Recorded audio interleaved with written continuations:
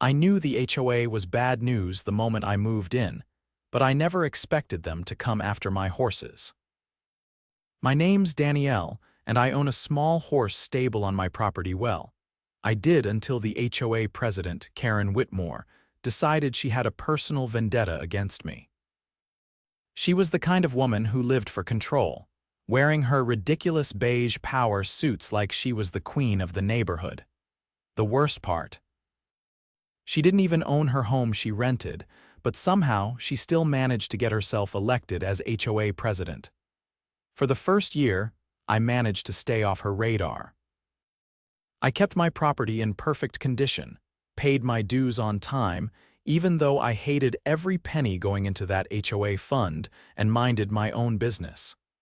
But the moment Karren found out I had horses, oh, it was like she smelled fresh blood in the water. She showed up on my doorstep one morning, clipboard in hand, her signature fake smile plastered across her face. "Danielle, we need to talk about your situation." I crossed my arms, already dreading whatever nonsense she had cooked up. My situation. She waved a manicured hand toward my backyard, where my two horses, Jasper and Lady, were lazily munching on hay in their enclosed stable. "This neighborhood has standards, and unfortunately your livestock doesn't meet them." "They're not livestock, they're my horses, and I have permits for them." Karren's smile tightened. "HOA regulations override city permits. We've recently updated our bylaws, and unfortunately, your stable is now in violation. You have 30 days to remove it, or you'll start accumulating daily fines." I stared at her, barely believing what I was hearing. "You can't just change the rules out of nowhere." I checked the bylaws before I moved in. There was nothing against horses. "Well, now there is," she said, her tone as smug as ever. "I suggest you comply before this becomes a bigger issue." Then she turned on her heel and strutted off like she had just delivered some grand decree. Oh, I wasn't going down without a fight. Karren had no idea who she was messing with. I wasn't about to let Karren bulldoze me with her bogus new rule. She might have thought she could rewrite the bylaws on a whim, but I knew better. The HOA wasn't some all-powerful entity that could erase legally permitted structures just because the president didn't like them. If she wanted a fight, she had picked the wrong woman. The first thing I did was dig into the new bylaw she claimed had banned my horses. I got my hands on the updated HOA rules, and sure enough, there was a brand new clause stating that livestock and large domesticated animals were no longer permitted within the community. That alone was suspicious. Changes like this required a majority vote from homeowners, and I'd never seen a notice about any such meeting. I started making calls to my neighbors, asking if they had been informed of this change. Not a single one of them had received any notification. That meant Karren had either pushed this rule through without a proper vote or had fabricated the entire thing. I needed undeniable proof, so I went to the county records office. HOAs were required to submit official amendments to their bylaws, and any changes had to be recorded with the local government. After an hour of digging through documents, I confirmed what I suspected: there was no record of a bylaw change. Karren had made the whole thing up. Instead of confronting her immediately, I decided to play it smart. I had a plan, but I needed to set the groundwork first. I installed additional security cameras around my property, ensuring I had full coverage of my stable and the surrounding area. If Karren or any of her lackeys tried anything underhanded, I'd have video evidence. Then, I drafted a formal complaint against her for violating HOA procedures and mailed copies to every homeowner in the neighborhood. I detailed how she had attempted to enforce a non-existent rule and bypassed the required voting process. I also included a copy of the official HOA bylaws, highlighting that no such amendment had been recorded. The neighborhood was buzzing with outrage within days. Homeowners who had tolerated Karren's antics before were now furious at her blatant abuse of power. Several residents started discussing the possibility of voting her out as HOA president. But I wasn't done. I knew Karren wouldn't back down easily, so I prepared for her next move. Sure enough, just a few days later, she showed up at my property again, this time with 2 HOA board members trailing behind her. She pointed at my stable with exaggerated disgust, loudly claiming that I was in violation of community standards. I didn't argue. Instead, I calmly informed her that I had already checked with the county records office and there was no legal amendment banning my horses. The moment I said it, her face twitched. She tried to recover, insisting the HOA had every right to regulate property use, but the board members exchanged uneasy glances. I handed them copies of my findings, showing that Karren had fabricated the so-called rule. The 2 board members, realizing they had been dragged into something shady, quickly excused themselves, claiming they needed to review the documents. Karren, on the other hand, was seething. But I had one more trick up my sleeve. If Karren wanted to play dirty, so could I. With the neighborhood turning against her and her authority crumbling, I decided to give her a personal taste of her own medicine. That night, with the help of a few neighbors who were just as fed up with her as I was, we relocated my horses right into Karren's backyard. It was a quiet operation. Her backyard wasn't fenced off properly, so guiding Jasper and Lady in was easier than I expected. We secured them safely, made sure they had food and water, and then waited. The next morning, Karren's shriek of outrage could probably be heard from the next town over. She stormed out of her house, robe flapping, screaming about wild animals on her property. The best part? She called animal control, thinking they would remove them.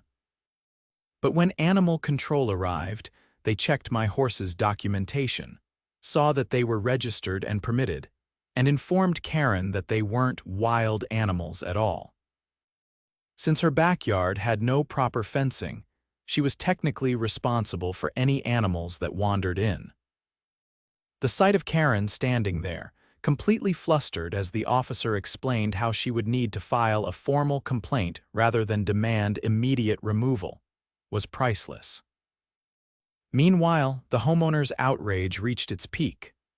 With my evidence and Karren's latest public meltdown, a recall vote was scheduled.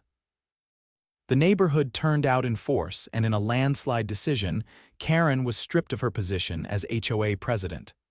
Her reign of terror was over, the final cherry on top. The new HOA board not only reinstated my right to keep my horses, but they also implemented new transparency rules to ensure no future president could pull a stunt like Karren's again. Justice had been served, and Jasper and Lady got to stay right where they belonged on my property, safe and sound. With Karren stripped of her power and my horses secured on my property, I thought the nightmare was over. But people like Karren never go down without a final act of desperation. A few weeks after the recall vote, I noticed an unusual car parked near my property in the early evening. It was an older model sedan, dark blue, with tinted windows. At first, I brushed it off as someone visiting a neighbor, but when I saw the same car parked there 3 nights in a row, I knew something was off. I wasn't about to let anyone intimidate me, so I did what any reasonable person would do. I installed a few extra motion-activated floodlights and adjusted my security cameras to cover a wider area. If someone was watching me, I wanted to catch them in the act.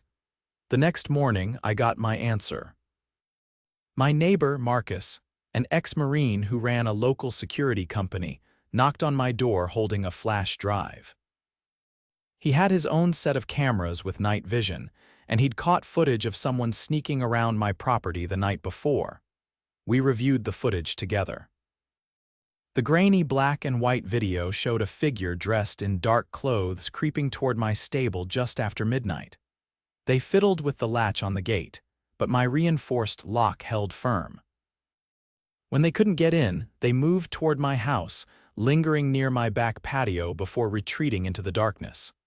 Marcus leaned back in his chair, arms crossed. "That wasn't some random trespasser," he said. "They knew where to go, they were looking for something specific." I had a sinking feeling I already knew who was behind it. Karren had been humiliated when she was voted out, and someone like her didn't take that kind of loss lightly, but I needed proof before I made any accusations. That evening, I took a calculated risk. I left my stable unlocked, but I rigged a secondary security system inside. Motion sensors were linked to an alert on my phone, and I placed a GPS tracker on both Jasper and Lady's halters just in case someone tried to move them. At 2 in the morning, my phone vibrated. The motion sensors had been triggered. I jumped out of bed and checked the live feed on my security app. A figure was inside my stable, moving toward Jasper's stall. I grabbed my flashlight, my phone, and a sturdy wooden bat before slipping out the back door. As I approached the stable, I could hear someone whispering harshly, trying to coax Jasper out. I flicked on my flashlight, the beam landing directly on the intruder.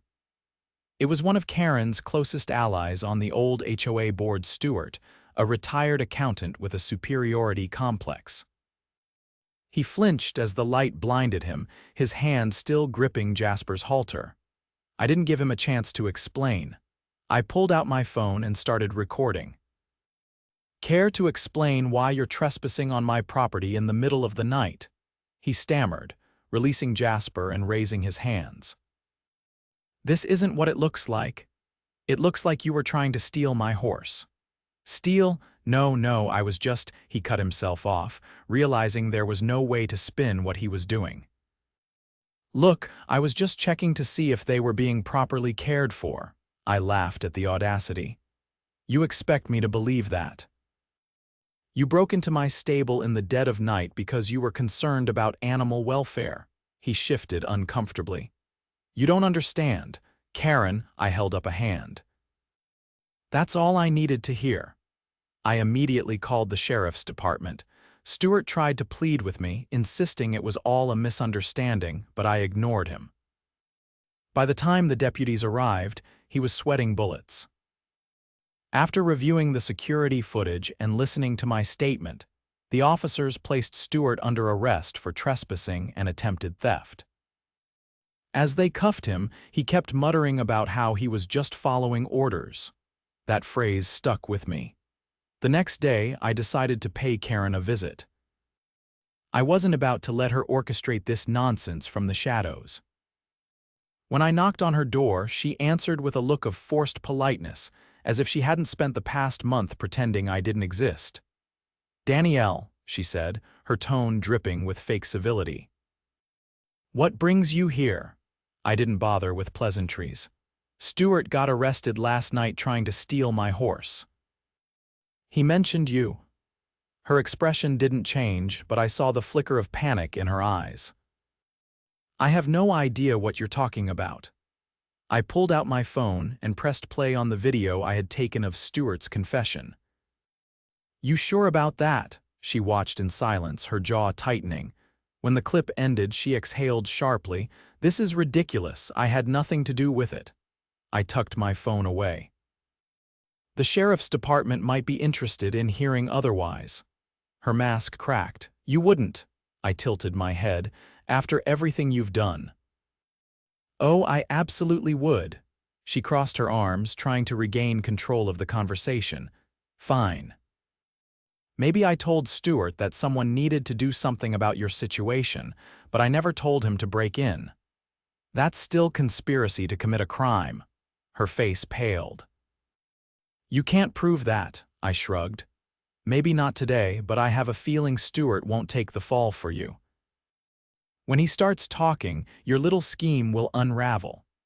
For the first time, Karren looked truly afraid. I let the silence stretch between us before delivering my final blow. "Here's what's going to happen.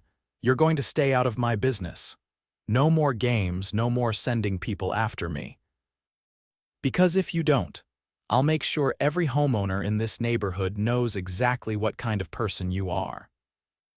And if that's not enough, I'll let the police handle the rest." She swallowed hard, her confidence completely shattered. I didn't wait for a response. I turned and walked away, leaving her standing in her doorway, her perfect little world crumbling around her. The fallout was swift. Stuart, desperate to save himself, confessed everything. He admitted that Karren had pressured him into harassing me, hoping I'd give up and move out. With his testimony and my security footage, Karren was officially blacklisted from any future HOA involvement. The new board issued a public statement condemning her actions, and the sheriff's department kept a close eye on her. She stopped showing her face at neighborhood events, and before long, she put her house up for sale. By the time she moved out, the neighborhood had completely turned against her. As for me, I finally got to enjoy my property in peace. Jasper and Lady remained exactly where they belonged, and I made sure my security systems were always up to date, just in case another HOA tyrant ever decided to test me. But something told me that after what happened to Karren, no one in this neighborhood would dare try again. With Karren gone, the neighborhood finally felt like it could breathe again. The oppressive atmosphere she had cultivated for years disappeared almost overnight. People who used to avoid each other started chatting on sidewalks. Kids played freely without fear of some ridiculous HOA complaint. And best of all, my horses could graze in peace without anyone lurking around trying to cause trouble. The new HOA board was competent and fair, a refreshing change from the dictatorship we had endured. They made it clear that they wanted to rebuild trust with the residents, and true to their word, they held open meetings where everyone could voice concerns. I attended the first one out of curiosity, and what I saw was nothing short of a revolution. Homeowners who had kept quiet under Karren's rule suddenly found their voices. One by one, they brought up grievances, unjust fines, fabricated violations, and even instances where Karren had manipulated financial records to funnel HOA funds into miscellaneous expenses that had never been accounted for. By the time the meeting ended, the new board had formed an audit committee to investigate the HOA's finances, and it became clear that Karren's misdeeds went much deeper than anyone had realized. I didn't expect to hear Karren's name again after that, but trouble has a way of lingering, even after you think it's gone. A few weeks after she moved out, I received a letter in the mail with no return address. Inside was a typed note, short and to the point. "You think you've won, but you haven't. I will be back and you'll regret everything." It wasn't signed, but I didn't need a signature to know exactly who had sent it. I had dealt with people like Karren before, power-hungry, manipulative, and incapable of letting go of control. She had lost everything, and instead of accepting defeat, she was stewing in her own bitterness, waiting for an opportunity to strike back. I wasn't about to let her intimidate me. I took the letter straight to the sheriff's office, where they added it to the growing file on her misconduct. The deputy I spoke to assured me that if Karren tried anything, there would be legal consequences. Still, I wasn't about to sit around waiting for her next move. I doubled down on security at my property, upgrading my camera systems and reinforcing my stable with additional locks. Marcus, my veteran neighbor, helped me install motion-sensitive floodlights that covered every inch of my land. If anyone tried to sneak onto my property again, they wouldn't get far without being caught on multiple angles of footage. For a while, nothing happened. Life settled into a peaceful routine, and I started to believe that maybe Karren had finally given up. Then one night, I heard Jasper and Lady stomping restlessly in their stalls. Horses are naturally alert animals, and when they sense something off, they react. I grabbed my flashlight and stepped outside, my breath visible in the cool night air. The stable doors were secure, but Jasper kept tossing his head, his ears flicking toward the tree line at the back of my property. I scanned the area with my flashlight, and that's when I saw a shadowy figure just beyond my fence line standing perfectly still. Whoever it was, they weren't expecting to be seen. The moment my light landed on them, they turned and bolted into the darkness. I didn't chase them. I didn't have to. My cameras had already captured everything. The next morning, I reviewed the footage with Marcus. The figure had approached from the far side of my property, staying low and moving cautiously as if they were trying to avoid detection. But they had miscalculated. The upgraded cameras had caught them from multiple angles, and when we zoomed in, the grainy footage revealed something unmistakable. A flash of blonde hair and the distinct outline of a face I had hoped never to see again. Karren, she had come back. I wasted no time. I handed the footage over to the sheriff's department, and this time they weren't just taking notes, they were taking action. Trespassing, harassment, and now a documented pattern of intimidation. That was enough for a restraining order. Karren was served with legal papers the very next day. I half expected another angry letter, but instead, she went silent.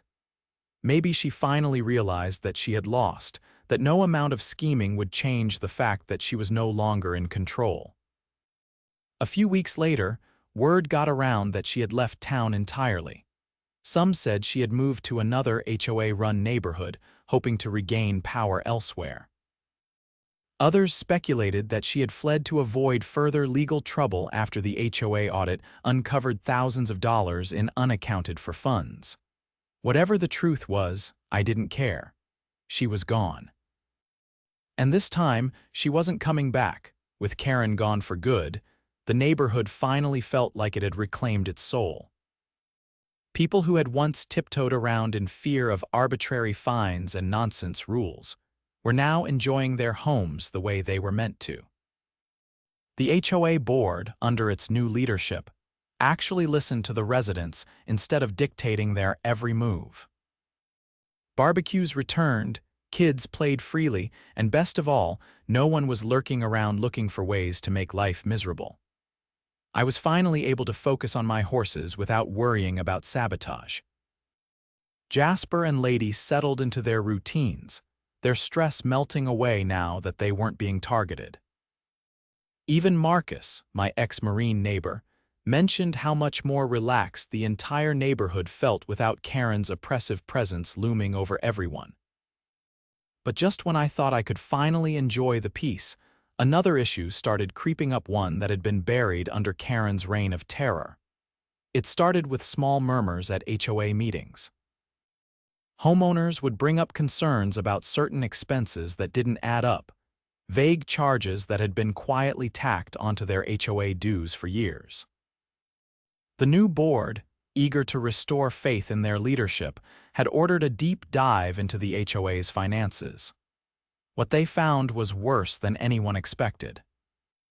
Karren's financial mismanagement wasn't just a case of sloppy bookkeeping, it was outright theft. Under her leadership, tens of thousands of dollars had been funneled into suspicious maintenance costs that had no records of actual work being done. Fake invoices, sketchy payments to shell companies, and outright withdrawals with no explanations had drained the HOA's reserves. The discovery sent shockwaves through the neighborhood. People who had begrudgingly paid their dues now realized they had been funding Karren's personal slush fund. And the worst part, it wasn't just past corruption. Some of these issues were still affecting homeowners. I wasn't directly impacted. Karren had been too busy trying to get rid of my horses to mess with my finances, but I couldn't stand by while my neighbors suffered. Some of them were elderly couples living on fixed incomes, and others were families just scraping by. The last thing they needed was to be told they owed back payments because Karren had bled the HOA dry. The new board had an emergency meeting to discuss options. The legal process to recover stolen funds would take time, but in the short term, they needed to find a way to stabilize the HOA's budget without punishing the homeowners. That's when an idea hit me. I had land, I had horses, and I knew exactly how we could raise money without squeezing the residents for more dues. I proposed opening a small community riding program. Nothing too elaborate, just weekend lessons for kids and a few guided trail rides for families. The HOA could sponsor it, and all proceeds would go directly into replenishing the stolen funds. It would be completely voluntary, and anyone who wanted to contribute could do so while actually getting something in return. The board loved the idea. With their approval, I got to work. Marcus, always ready to lend a hand, helped me build a proper riding arena, and several neighbors volunteered to assist with scheduling and logistics. Within a few weeks, the program was up and running, and the response was overwhelming. Families who had never interacted before started showing up, bonding over shared experiences as their kids learned to ride. Elderly residents who had felt isolated during Karren's reign found joy in simply watching the horses and chatting with neighbors. Even people who had never cared about equestrian activities joined in, eager to contribute to rebuilding the community. The program brought in more money than I had expected. Between donations, lesson fees, and a few generous contributions from residents who had once been hit hardest by Karren's scams, the HOA's financial situation started stabilizing faster than anyone had hoped.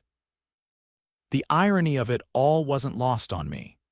Karren had tried to erase my horses from the neighborhood, but in the end, they had become the very thing that saved it. The final twist came when the HOA's legal team managed to track down Karren's fraudulent transactions.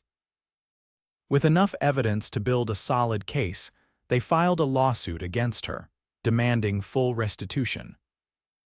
The case dragged on for months, but eventually, Karren was forced to pay back every stolen dollar. Her attempt to control and manipulate the neighborhood had ended in complete and utter failure. As for me, I finally had the peace I had fought so hard for.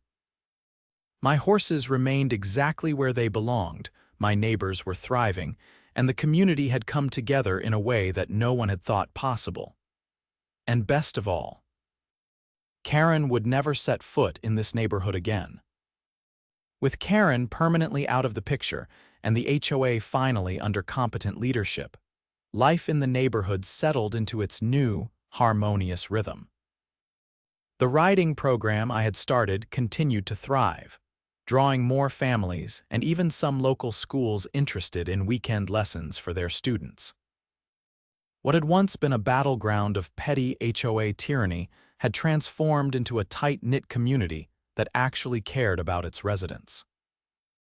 But despite the peace, I couldn't shake the feeling that something was still unfinished. Karren's downfall had been swift and absolute, but she had left more than just financial damage in her wake.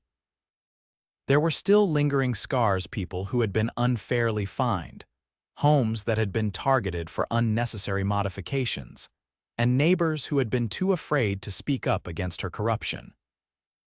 One evening, as I was brushing Jasper down in the stable, Marcus walked up, hands in his pockets.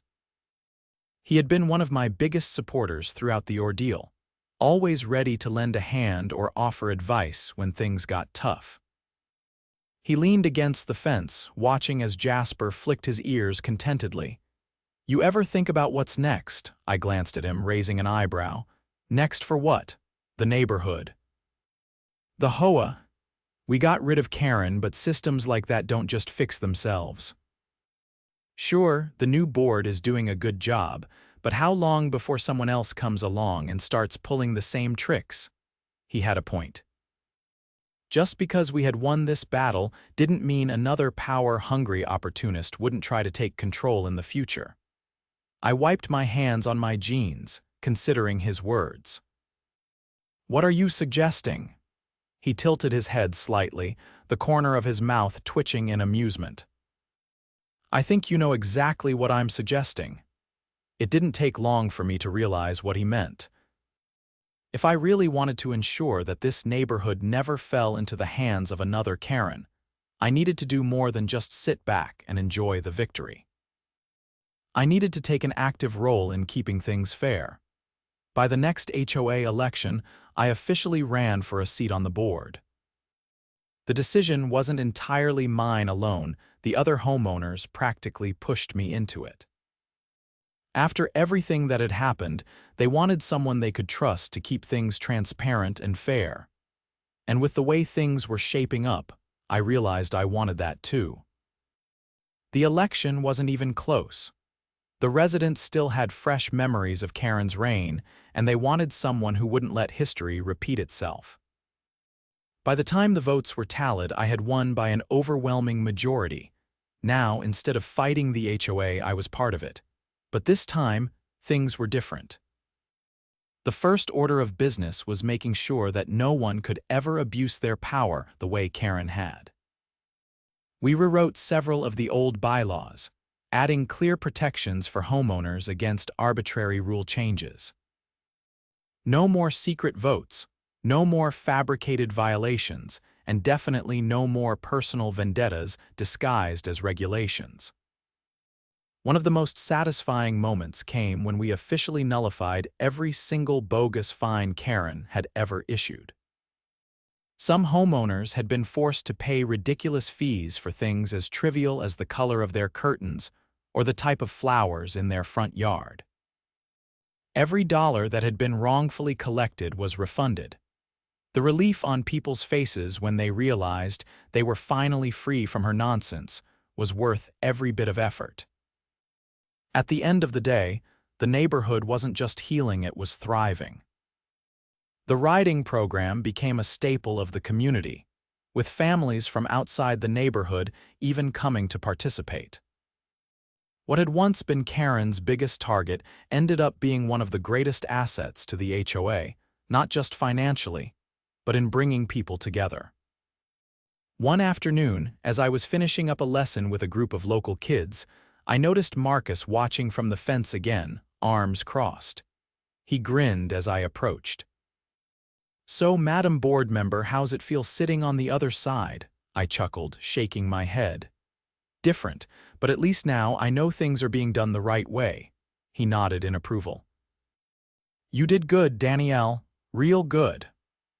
I glanced back at the stable where Jasper and Lady stood contentedly, their tails flicking lazily in the afternoon sun. The very thing Karren had tried so hard to destroy had not only survived, but had grown stronger than ever.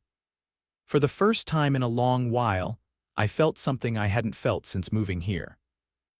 Peace, and this time I knew it was here to stay.